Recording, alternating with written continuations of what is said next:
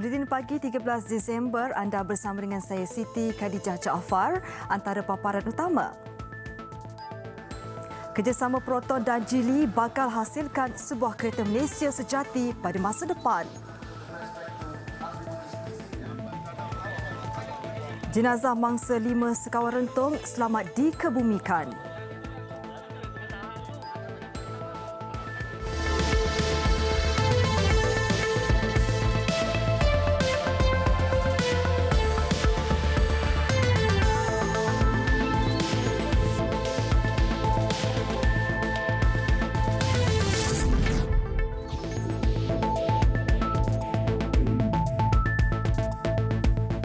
Assalamualaikum dan salam sejahtera.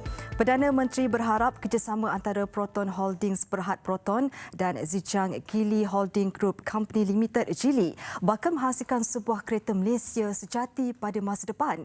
Tun Dr. Mahathir Mohamad berkata, proses melahirkan kereta Malaysia sebenar itu boleh bermula dengan lebih banyak kenderaan pada masa depan direka bentuk dan diuji di negara ini.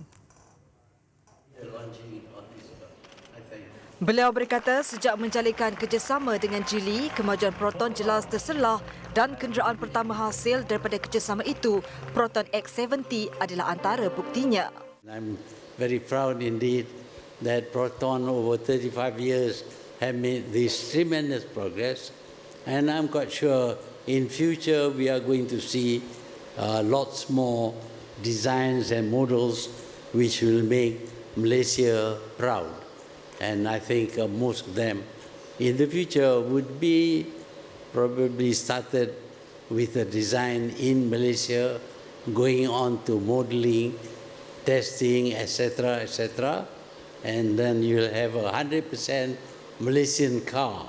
Beliau berucap pada Majlis Pelancaran Kenderaan Utiliti Sukan SUV pertama Proton X70 di Pusat Convention Kuala Lumpur KLCC malam tadi.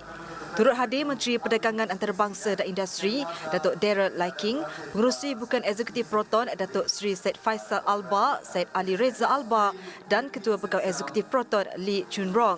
Tun Dr. Mahathir turut menzahirkan keyakinan Proton X70 akan mendapat penerimaan positif oleh rakyat Malaysia selain teruja dengan kemampuan kereta itu berkomunikasi dengan pemandunya. Beliau juga membayangkan perkembangan teknologi akan menjadi aspek utama dalam penghasilan kenderaan pada masa hadapan. Pada majlis yang sama diumumkan harga pasaran bagi model kenderaan utiliti sukan SUV Proton X70. Ia ditawarkan pada harga bermula RM99,800 sehingga RM123,800. Proton X70 didatangkan dalam 4 varian iaitu model asal standard pacuan 2 roda 2WD, eksekutif 2 roda 2WD, eksekutif pacuan semua roda AWD dan premium 2 roda 2WD. Harga kenderaan adalah sama di semua negeri termasuk Sabah dan Sarawak. Pelanggan boleh memilih warna Snow White, Armour Silver, Jet Grey, Cinnamon Brown dan Flame Red.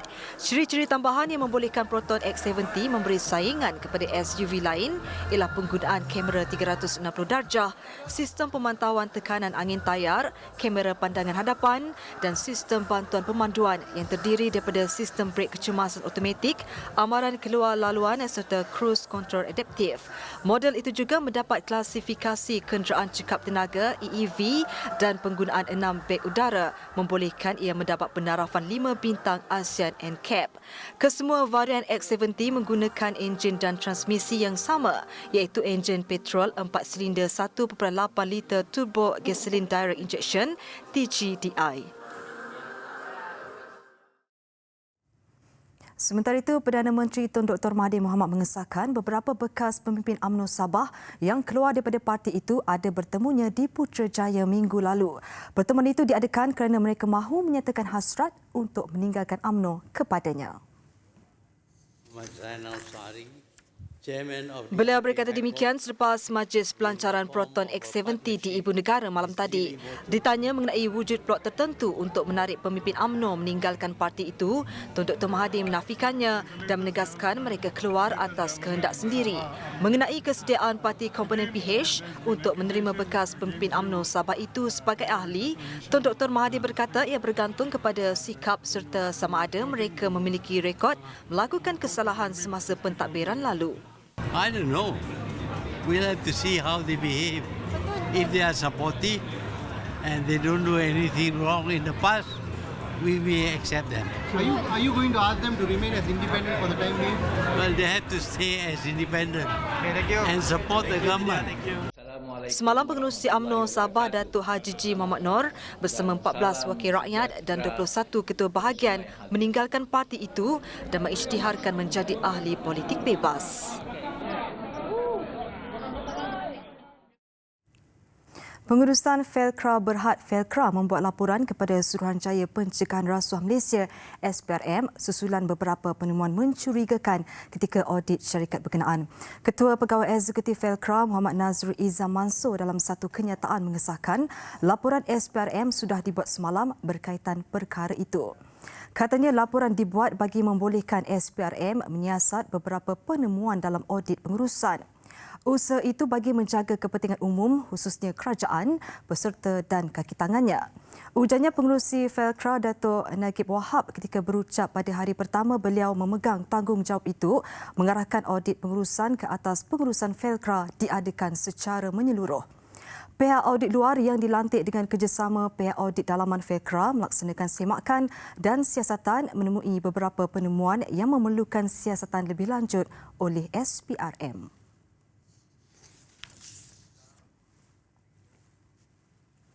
Jenazah 5 sahabat yang maut dalam tragedi kebakaran premis perniagaan di kawasan perindustrian Jelapang Maju Ipoh Rabu lalu selamat dikebumikan malam tadi. Semua jenazah dikebumikan dalam satu liang lahat di Tanah Perkuburan Islam Kampung Kuala Pari Hilir di Ipoh kira-kira jam 7.30 malam. Terdahulu jenazah Allahyarham Ahmad Faizal Aminuddin 16 tahun, Muhammad Nur Ikram Muhammad Husni 15, Muhammad Nur Aiman Abdul Rahman 16 serta Muhammad Ikmal Izzuddin Muhammad Kamari 16 dan Muhammad Azhar Shah Rosli 19 tahun dibawa dari Jabatan Forensik Hospital Raja Permaisuri Bainun Ipoh pada jam 6.15 petang. Semua jenazah tiba di Masjid Idrisiah, Kampung Kuala Pari sebelum dibawa ke Tanah Perkuburan selepas jemaah selesai menunaikan solat maghrib. Kira-kira 300 orang termasuk ahli keluarga, saudara mara dan rakan terdekat memberi penghormatan terakhir terhadap kelima-lima jenazah mangsa. Turut hadir Esko Perak yang juga ada tebing tinggi Dr. Abdul Aziz Bari. Dalam kejadian kira-kira jam 1.54 petang Rabu, 5 sekawan berkenaan maut dalam tragedi letupan dan kebakaran premis berkenaan. Turut terkorban seorang majikan yang dikenali sebagai P. Tiaga Rajan 40 tahun. MIC tidak akan membuat sebarang rayuan terhadap keputusan mahkamah membatalkan kemenangan ahli Parlimen Cameron Highlands Datuk C. Sivaraj pada pilihan raya umum ke-14 9 Mei lalu. Presidennya Tan Sri S. Vigneswaran berkata jika pilihan raya kecil terpaksa diadakan di Parlimen Cameron Highlands, MIC kemungkinan mencalonkan semula Datuk Sivaraj. Tidak ada yang siapa-siapa yang memberitahu kepada mahkamah bahawa Sivaraj yang memberi rasuah. Itu cukuplah. Kalau pendapat tu ada juga unsur-unsur rasuah itu pendapat hakim dan kita tak nak laga-laga dengan keputusan beliau. Dan dari segi pendapat yang kedua adalah dari segi faktor politik. Pada masa sekarang ini parti DAP ni saya ingat keputusan kita adalah bahawa orang Melayu ni akan menolak kepimpinan parti DAP dan kita nak mengambil kesempatan ni lah supaya mengadakan pilihan raya kecil ni supaya kita dapat sokongan yang penuh dan padat daripada rakyat kaum Melayu. Pada 30 November lalu, Mahkamah Khas Pilihan Raya mengisytiharkan kerusi Parlimen Cameron Highlands kosong selepas mendapati terdapat amalan rasuah membawa kemenangan calon BN. Petisyen bagi mencabar keputusan pilihan raya dikemukakan calon DAP M. Manogaran Jun lalu.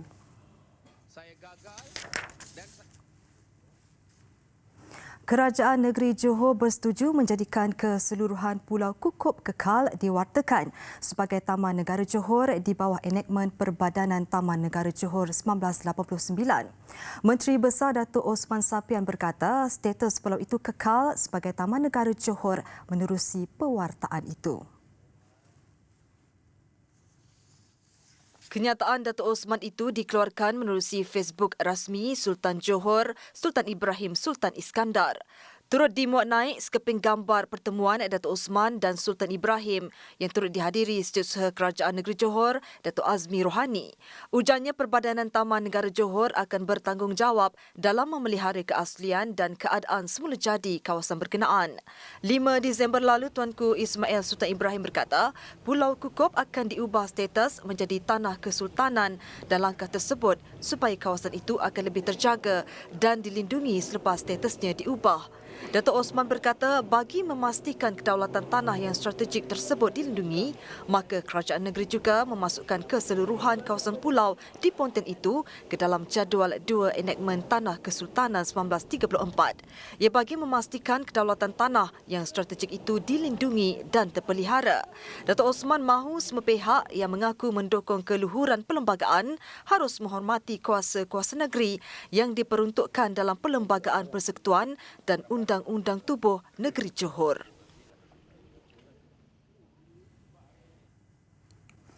Kerajaan Negeri Sarawak menerusi Yayasan Sarawak akan memperuntukkan RM100 juta dalam bentuk biasiswa untuk 200 penuntut tahun pertama bidang perubatan di Universiti Malaysia Sarawak UNIMAS. Ketua Menteri Datuk Patinggi Abang Johari Tun Openg berkata inisiatif untuk memberikan biasiswa perubatan itu membabitkan dalam tempoh masa 10 tahun. Usaha kerajaan negeri itu bagi mengubah ekonomi dan meningkatkan jumlah doktor di Sarawak. Beliau berkata demikian pada majlis penyampaian biasiswa Yayasan Sarawak bernilai RM500,000 kepada setiap 40 penuntut tahun pertama UNIMAS yang melanjutkan pelajaran selama 5 tahun dalam kursus perubatan. Ini adalah ruang yang baik untuk anak-anak dan saya menyuruh supaya anak-anak menggunakan masa ini untuk menimba ilmu dalam bidang perubatan dan insya-Allah tak lama lagi menjadi doktor. Ketika ini nisbah bagi seorang doktor kepada setiap 800 pesakit di Sarawak berbanding nisbah seorang doktor untuk 400 pesakit di seluruh negara. Selain bidang perubatan, Yayasan Sarawak turut menawarkan pembiayaan pendidikan termasuk kejuruteraan. Kerajaan Negeri Pulau Pinang akan terus berjuang untuk mengadakan pilihan raya pihak berkuasa tempatan PBT walaupun cadangan itu ditolak oleh Perdana Menteri Tun Dr. Mahathir Mohamad. Ketua Menteri Chow Kon Yeow berkata usaha itu bagi memenuhi aspirasi dan janji Pakatan Harapan khususnya DAP kepada pengundi di negeri itu. Sebenarnya kita mula berjuang sejak lebih dari 10 tahun yang lalu lah, di mana DAP melancarkan kempen memulihkan pilihan raya atau memulihkan undi yang ketiga lah, the third vote.